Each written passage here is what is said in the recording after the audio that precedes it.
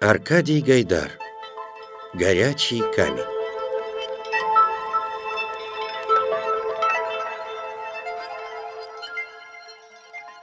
Жил на селе одинокий старик. Был он слаб, плел корзины, подшивал валенки, сторожил от мальчишек колхозный сад и тем зарабатывал свой хлеб.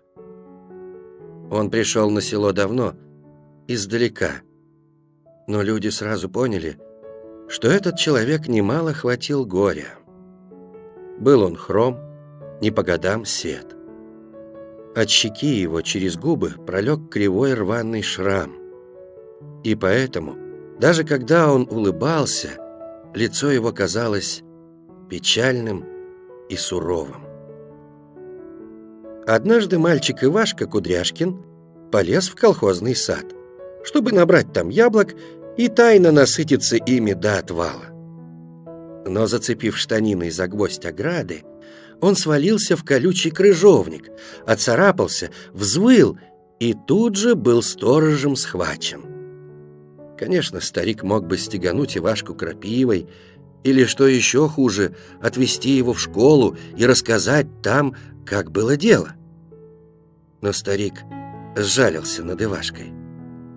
Руки у Ивашки были в ссадинах, позади, как овечий хвост, висел клокот штанины, а по красным щекам текли слезы. Молча вывел старик через калитку и отпустил перепуганного Ивашку восвояси, так и не дав ему ни одного тычка и даже не сказав вдогонку ни одного слова. От стыда и горя Ивашка забрел в лес, заблудился и попал на болото. Наконец он устал, опустился на торчавший из мха голубой камень, но тотчас же с воплем подскочил, так как ему показалось, что он сел на лесную пчелу, и она его через дыру штанов больно ужалила. Однако никакой пчелы на камне не было. Этот камень был как уголь, горячий, а на плоской поверхности его проступали закрытые глиной буквы. Ясно, что камень был волшебный. Это Ивашка смекнул сразу.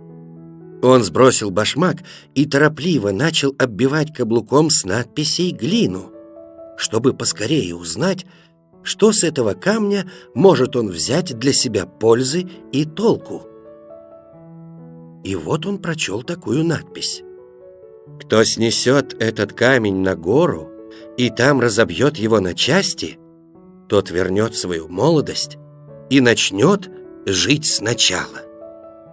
Ниже стояла печать, но не простая, круглая, как в сельсовете, и не такая треугольником, как на талонах в кооперативе, а похитрее. 2 креста, 3 хвоста, дырка с палочкой и 4 запятые. Тут Ивашка Кудряшкин огорчился.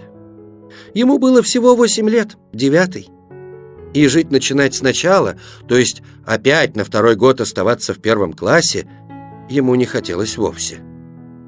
Вот если бы через этот камень, не уча заданных в школе уроков, можно было из 1 класса перескакивать сразу в 3-й, это другое дело. Но всем и давно уже известно, что такого могущества даже у самых волшебных камней никогда не бывает. Проходя мимо сада, опечаленный Ивашка опять увидел старика, который, кашляя, часто останавливаясь и передыхая, нес ведро и звездки, а на плече держал палку с мочальной кистью. Тогда Ивашка, который был по натуре мальчиком добрым, подумал: вот идет человек, который очень свободно мог хлестнуть меня крапивой. Но он пожалел меня. Дай-ка теперь я его пожалею и верну ему молодость, чтобы он не кашлял, не хромал и не дышал так тяжко. Вот с какими хорошими мыслями подошел к старику благородный Ивашка и прямо объяснил ему, в чем дело. Старик сурово поблагодарил Ивашку, но уйти с караула на болото отказался, потому что были еще на свете такие люди, которые очень просто могли бы за это время колхозный сад от фруктов очистить. И старик приказал Ивашке, чтобы тот сам выволок камень из болота в гору, а он потом придет туда ненадолго и чем-нибудь скоренько по камню стукнет. Очень огорчил Ивашку такой поворот дела. Но рассердить старика отказом он не решился. На следующее утро, захватив крепкий мешок и холщовые рукавицы, чтобы не обжечь о камень руки, отправился Ивашка на болото. Измазавшись грязью и глиной, с трудом вытянул Ивашка камень из болота и, высунув язык, лег у подножья горы на сухую траву. «Вот», — думал он, — «теперь вкачу я камень на гору, придет хромой старик, разобьет камень, помолодеет и начнет жить сначала. Люди говорят, что хватил он немало горя. Он стар, одинок, избит, изранен и счастливой жизни, конечно, никогда не видел. А другие люди ее видели. На что он, Ивашка, молод, а и то уже 3 раза он такую жизнь видел. Это когда он опаздывал на урок, и совсем незнакомый шофер подвез его на блестящей легковой машине от конюшни колхозной до самой школы. Это когда весной голыми руками он поймал в канаве большую щуку. И, наконец, когда дядя Митрофан взял его с собой в город на веселый праздник 1 мая. Так пусть же и несчастный старик хорошую жизнь увидит, великодушно решил Ивашка. Он встал и терпеливо потянул камень в гору. И вот перед закатом к измученному и продрогшему Ивашке, который, съежившись, сушил грязную промокшую одежду возле горячего камня, пришел на гору старик. «Что же ты, дедушка, не принес ни молотка, ни топора, ни лома?» — вскричал удивленный Ивашка. «Или ты надеешься разбить камень рукою?» «Нет, Ивашка», — отвечал старик, — «я не надеюсь разбить его рукою. Я совсем не буду разбивать камень, потому что я не хочу начинать жить сначала». Тут старик подошел к изумленному Ивашке, погладил его по голове. Ивашка почувствовал, что тяжелая ладонь старика вздрагивает. «Ты, конечно, думал, что я стар, хром, уродлив и несчастен», — говорил старик Ивашке. «А на самом деле я самый счастливый человек на свете. Ударом бревна мне переломило ногу. Но это тогда, когда мы еще неумело валили заборы и строили баррикады, поднимали восстание против царя, которого ты видел только на картинке. Мне вышибли зубы. Но это тогда, когда, брошенные в тюрьмы, мы дружно пели революционные песни. Шашкой в бою мне рассекли лицо. Но это тогда, когда первые народные полки уже били и громили белую вражескую армию.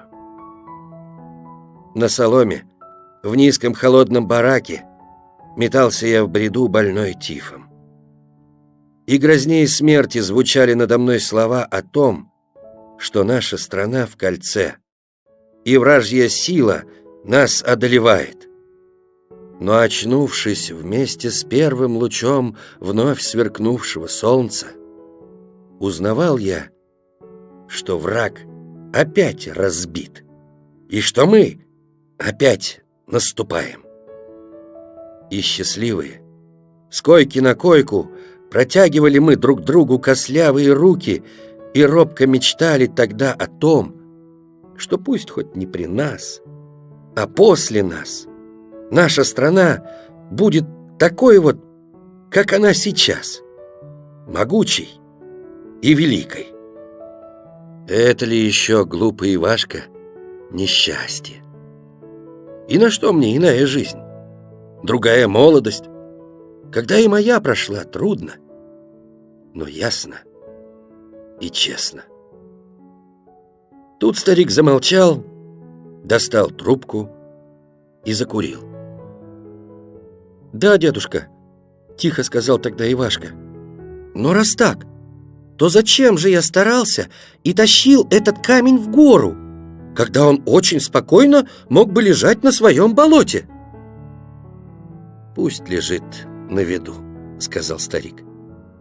«И ты посмотришь, Ивашка, что из этого будет». С тех пор прошло много лет, но камень тот так и лежит на той горе неразбитым.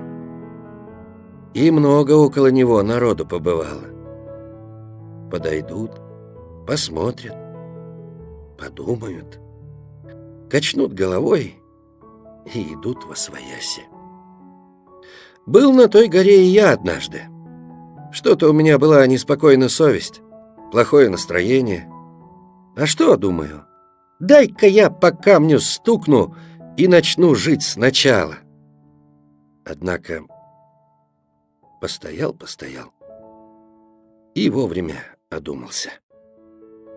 Думаю, скажут, увидав меня помолодевшим соседи: вот идет молодой дурак, не сумел он, видно, одну жизнь прожить так, как надо, не разглядел своего счастья и теперь хочет тоже начинать сначала.